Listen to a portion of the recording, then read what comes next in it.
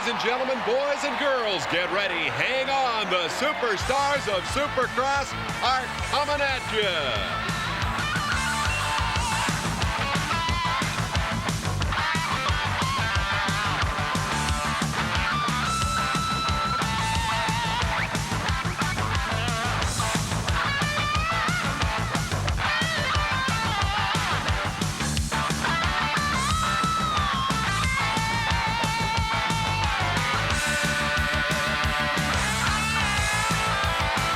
From the Los Angeles Coliseum to New Jersey's Meadowlands, from Anaheim to the Seattle Kingdom, Supercross is rocking the sports palaces of America.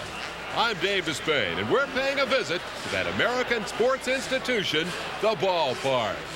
And I'm Larry Myers. We're here to tell you that for pure excitement and spectacular action, make way for the newcomer to these stadiums, the sport of motorcycle Supercross. And you'll see why we think that as we join tens of thousands of stadium fanatics and take this video tour of the world of Supercross. Hang on to your handlebars. I guarantee you, this is going to be wild. Well, let's start with the start. That's where it all gets underway. For tension and excitement, the start of a Supercross race rivals the Super Bowl kickoff or the first pitch of a World Series. Welcome to Start Wars. The Supercross battles begin with the drop of the gate. In the moments before the start, time stands still. But when that gate hits the ground, these Darth Vader lookalikes are up to their helmets in action. Take a look at these starts.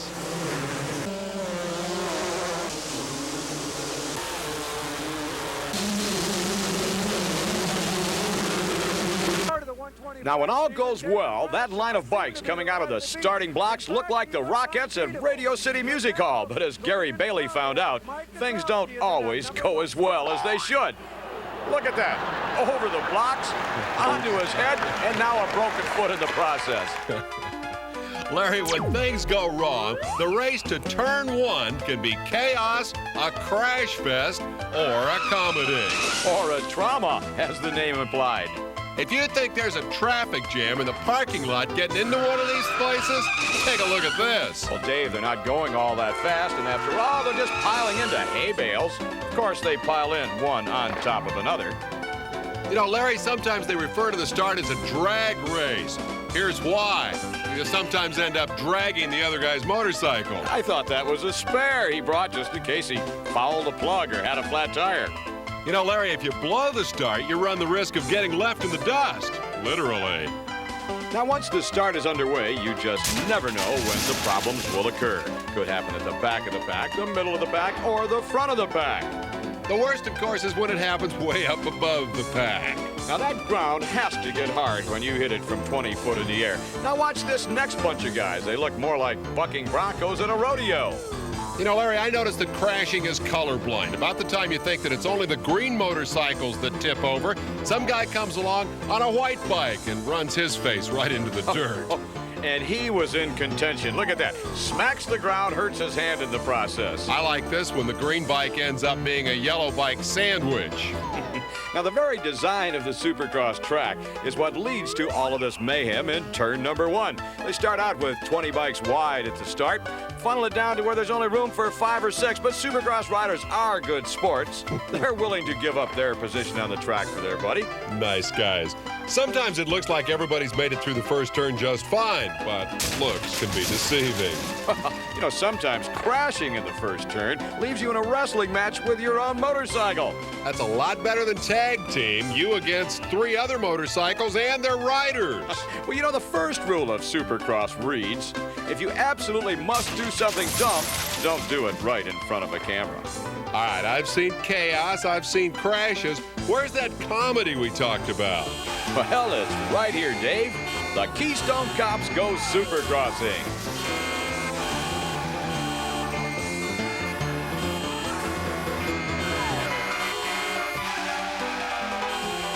And just when this Chinese fire drill seems almost at an end, number 217 starts it all over again. Well, Larry, by now, you may have noticed that Supercrossers crash a lot. As a matter of fact, Dave, these super crashers have developed so many ways to fall off a motorcycle, we need a dictionary to keep them straight. Well, Larry, if we take a look under the letter C, we find Crasher's Corner. And the first entry is Hit and Run. Now, of course, there are variations on each one of these themes. The one coming up, for example, is Hit and Crash. Now, here comes a variation on the variation. It's called Hit and Crash and Both Fall Down. Something a little more complex, Larry. The combination crash. Number 40 is the real target here, and they finally take him out of there. Well, let's stay with the C's in the dictionary, and we'll call this one the cluster crash. You get a couple of guys that start the whole thing, then 5, 6, 7 of them try to ride through, but they end up right in the middle of it. Finally, the flagman gets so put out with the whole mess, he comes, throws his flag, and says, I'll get these guys out of here. Now, you get 5 points for hitting your buddy from 3 feet in the air, and 25 points for hitting him from 20 feet in the air. Ouch. Next comes the rarest Supercross crashing technique of all. This is the hitchhiker. Only a few brave riders are willing to try this. To really appreciate it, you've got to see it in slow motion. Ross Peterson sees that his competition is a little bit faster, so he reaches out in midair and he grabs hold and figures he'll just go along for the ride. And it works pretty well. He's able to hang on for about 10 feet. Of course, once he leaves his motorcycle behind, he loses a lot of ground with this maneuver, and he eats an awful lot of dirt. Let's round out our crashing dictionary. A couple of basics. This is a low side crash, falling off the side nearest the ground. It's only logical then, Larry, that this must be a high side crash. Well, if they have to crash, most riders would prefer a low side. Going over the high side generally means you hit harder. And once again, to make sure you have it straight, low side and high side. Oh, and these, by the way, are known simply as abrupt halts. You know, Larry, there are few things that will cause a motorcycle to stop more abruptly than a head-on collision with Mother Earth. And we should point out that good crashing technique requires cooperation from your motorcycle. Now watch in this episode as number 20, Jeff Matasevich's Kawasaki, becomes totally unruly after colliding with Doug Dubach's Yamaha. And here's another one. A properly trained motorcycle, once it's been crashed, will stop and wait patiently for further instructions. Larry, no matter what we call them or how we poke fun at them, the spectacular crashes of Supercross are all born of the same element, competition. It is the will to win that carries great racers like number 5, Jeff Ward, and number 7, Jeff Stanton, to the brink of crashing and sometimes beyond. Here's an episode that ends in a harmless crash, but more importantly, stands as a monument to a champion's determination. Stanton bouncing off of Ward. Wouldn't be headline news except that here, Stanton risked the National Supercross Championship just to beat Jeff. With the series winding down in a big point lead, Stanton should have been on cruise control. The only thing that could deny him the title would be a crash and an injury, and look what happened. Jeff Ward cruised to the win that night. Stanton jumped up unhurt and went on to take the title. But Jeff had made his point at Dallas. He's the king of Supercross because he always races you as hard as he knows how. He comes to beat you no matter what. Now, we've been watching bloopers on the track. Let's take a look at a few off the track. I'll bet you've made some. I know I have. We'll start with one of our colleagues, Gary Bailey. He's asking a rather lengthy question. Listen to the answer. After being the first Japanese rider to qualify for a main event here in San Diego, California, how do you feel? Thank you very much. In the early Supercross action seen here on ESPN, we've seen the West Damon Bradshaw, the best in the East, and Jeff Matasevich, the best in the West. I got that back. In the early... I can't see that while I'm laughing now. Jeff, the question is... What is the question? Rick? Rick, there's no doubt the cold is going to be a factor tonight, right? I'm very warm right now. With me, the legendary Bob Hurricane Hanna. He hasn't provided the excitement at this year's Supercross series.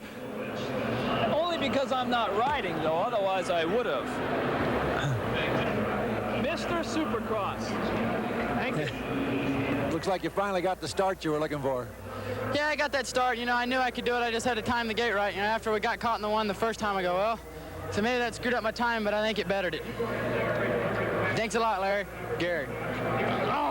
And now here's Larry, with a few of his friends who want to get on television. From Tampa Stadium, the Supercross series is...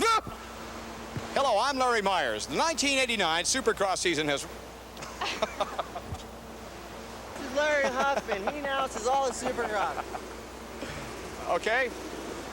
The 1989 Camel Supercross series is moving right along. At any Supercross, the starting gate is probably the most critical... Larry, they say timing the start is everything. Your timing's aces, man. Well, you see this next one. I thought I'd never get through this little stint. The 50-yard line.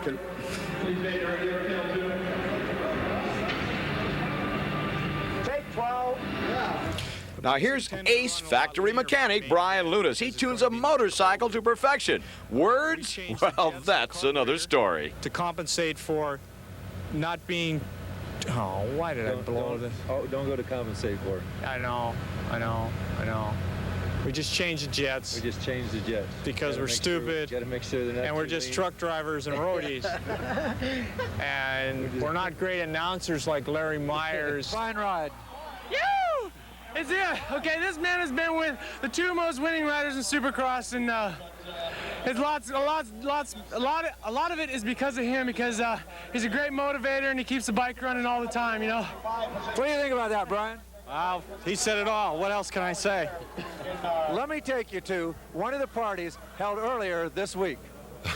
I was impressed that Professor Bailey got his lead-in done with Claude the Camel nuzzling his neck, but really impressed that he had the presence of mind to interview Claude's ugly sister, Claudine. Even offered to buy her dinner. She was thrilled. Claudine hadn't had a date in a while. I'm not sure Gary has either. Good stuff. Now, Dave, let's make a quick transition from bloopers to ballet. Larry, so far we've seen a lot of things go wrong in Supercross, but when it goes right, this sport is truly a thing of grace and beauty.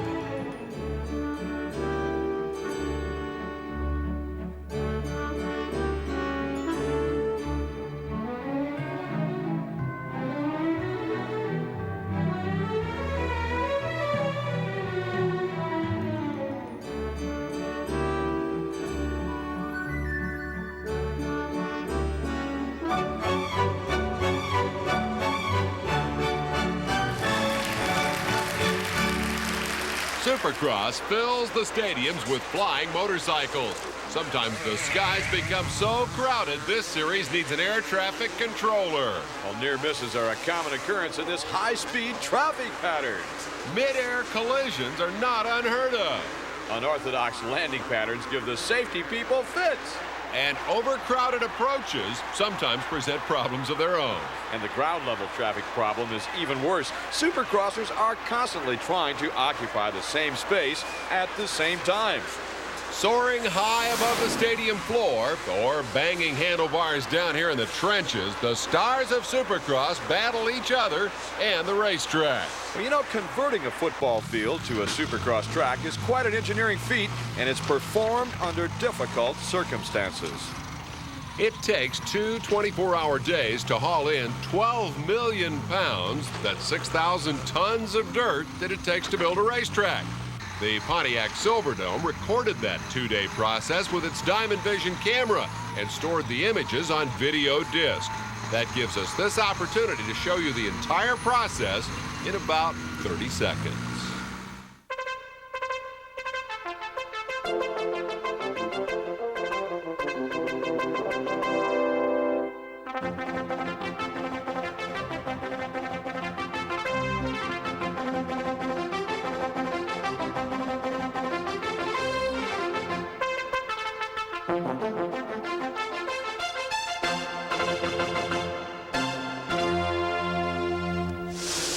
And here's a footnote about stadium tracks. Not all these places are domed, and when it rains, the open-air Supercrosses are a real treat. Now, Supercross started with this, outdoor motocross. You take all this action and put it inside a stadium, and you need barriers, banners, and bales. Ah, yes, indeed, Larry. These stadium tracks are tight, they're rough, and it's hard to stay on them. Things get really, really crowded, and when you get off the course, you'll encounter all manner of obstacles, including the ultimate in track builder technology, the venerable hay bale. Hey, who put that bale in the middle of the corner? Well, regardless of what the track builders use to outline the race course, the riders will always find a way to test its strength. Larry, it's just a fact of Supercross life. Racers inevitably need just a little more room. And to get it, they'll move any obstacle that's in their way. Or they'll go over it. Or they'll go over it and leave their buddy in the mess. Ick. Sometimes they'll just go around it. They'll even go right through it. Nudging a bale with one wheel or the other may get it to move. But sometimes it won't move no matter how hard you hit it.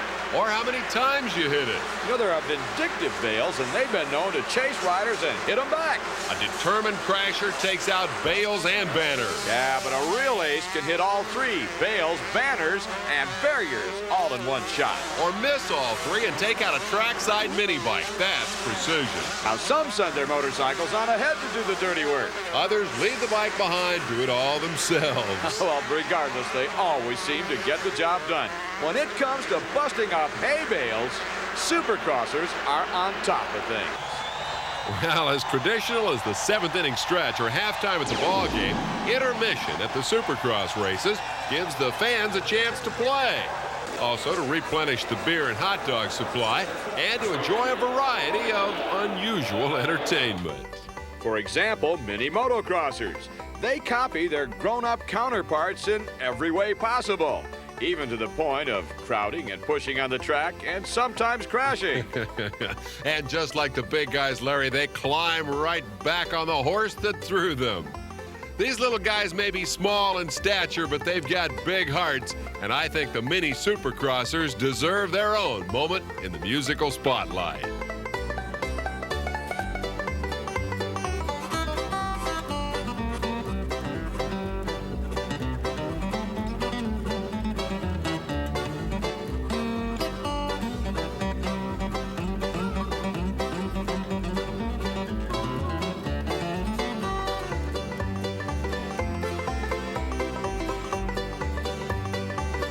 Victory is ageless, literally. Means just as much to these young kids as it does to the grown-ups.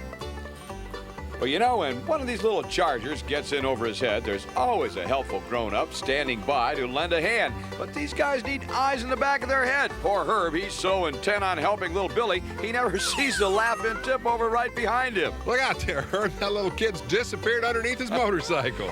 Ah, Billy's okay. Just got his face dirty.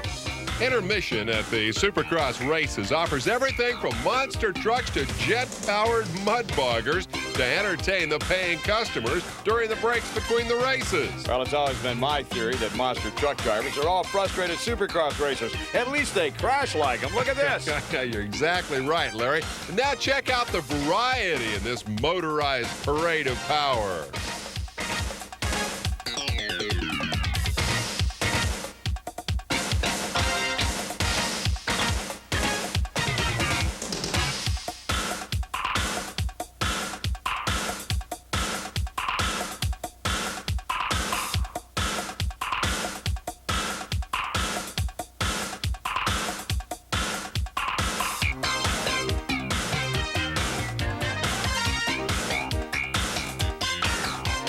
Dave, we've been watching crashes throughout this video, so it's only fitting that we close out our halftime extravaganza with one more. let's watch the very popular truck, Barefoot. Now, he's going to make just a slight miscalculation when he tries to turn a corner. He put the pedal to the metal and let the good times roll. Look at that. Well, Larry, obviously, everybody in the place is deeply concerned about the welfare of the driver of Barefoot. It's a moment of great tension and drama as the safety crews come, and lo and behold, he's okay. And here's another popular halftime entertainer. It's the Wheelie King, Doug DeMokas. Now, Doug is cool. He really digs that laid-back style. So what are the riders doing while all this foolishness is taking place during intermission? Well, this is their opportunity to get together with their fans, to sign autographs, to pose for pictures, and to generally enjoy themselves during the break in the action. From mini bike racers to wheelie kings, from autograph signers to monster truck crashers, intermission is a chance to catch your breath. Back to the races, the highs in Supercross are very, very high. And the lows are very, very low. And when you go from high to low, you come down very, very hard. In the world of endos, step-offs, and nose-ins, the question is when to hang on and when to let go. Some guys throw up their hands and walk away when things go wrong. And other guys, well, they hang on till the bitter end. In the parlance of Supercross, Larry, this is called an endo. This is the high price of hanging on. And there was the high price of letting go. Now, coming up is a guy who endos, and he's embarrassed. He's going to try to hide. Look at that. Of course, not everybody who tries to hold on does an endo. The nose-in is another popular method of getting down to earth fast. Have you noticed, Dave, in the world of endos, step-offs, and nose-ins, the objective seems to be to get rid of your motorcycle as quickly as you can? Not always, Larry. Sometimes you hang on till your buddy gets there, then throw your motorcycle and hit him right in the head. Well, the opposite extreme is to let go when you know you're in trouble. They call that stepping off, and on a good night at a Supercross, you'll see a half dozen step-offs. Larry, how long you can hang on determines whether you get separated from your motorcycle or end up wearing it home from the Supercross race. Well, generally speaking, Dave, it's not a good idea to let the handlebars get away from you. And if you are separated from your motorcycle, look out. Getting back together can be very painful. It amazes me, Dave, these athletes take the kind of beating one weekend and come back the next weekend for more. You want to see more? Watch Larry Ward get face-to-face with a front wheel. Larry, what we're watching here is the downside of Supercross, the occupational hazard, the high price of success. No pain, no gain. Dave, we need to add one more element to the thrills, spills, and chills of Supercross. It's what the sport is all about. Enjoy with us a musical salute to winning.